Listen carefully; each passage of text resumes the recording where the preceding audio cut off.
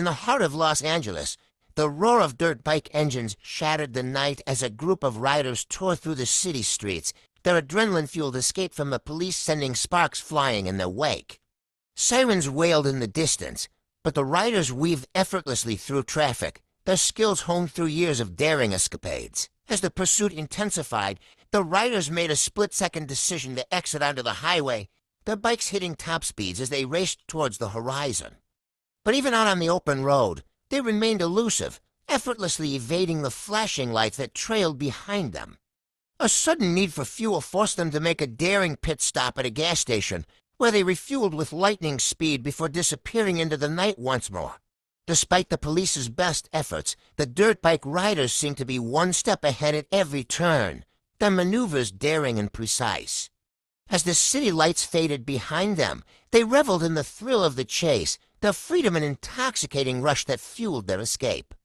In a city where concrete jungles met endless highways, these riders were the kings of the night, the legend growing with each mile left in their dust. Coordinating the response here from the ground units to try to get some patrol units to the Chevron gas station to detain these guys. And now they're not only going to be focusing on the two original individuals, they're also going to want to detain all of the guys that came out to help them as well. But you can see the guy on the white bike already fueled up, and now we've got the rider there in the blue, who is on the blue bike rather, who is also fueling up. But I'm going to wind out the shot just a bit. I want to see if we see some units come into the frame, but for now we don't see any. We're right at Imperial Avenue and Success. There goes the friend there doing a wheelie, showing off for the cameras.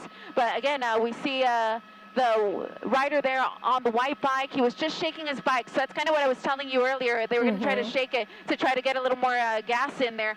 So you see him there moving the bike back and forth. He got some gas. The friend in the blue got some gas as well. And I have a feeling we're going to be back on the road here. And now they've got full tanks, so they might be on the road for a while. They have full tanks, and now we have someone who's now complicit in this. There are more than a dozen people here on motorcycles, and look, he's got a new tank, and now he can do a wheelie. This is one of the most ridiculous things, Eliana, I have ever witnessed. It's pretty ridiculous, but it's also very dangerous, and it changes the whole dynamic for the CHP and for authorities here, because we're dealing with dozens of people now. And you wonder if they're thinking, oh, we have strength in numbers, we can certainly get away, but if anything, now the CHP has more motorcycles to follow. All they need to get is one of these 12 or 14